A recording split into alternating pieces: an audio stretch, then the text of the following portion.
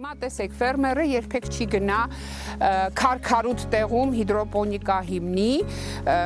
որ կարողանա հիդրոպոնիկայով բան աճեցնել։ Մի սխալ ուղղություն էլ գնում է, երբ որ բերի հողերի վրա դրվում է հիդրոպոնիկ ջերմատուն։ Մենք դրան կտրուկ դեմ ենք, հողը մնում է հող։ Հիդրոպոնիկան պետք է դնել այն վայրերում, որտեղ հնարավոր չի բույս աճեցնել։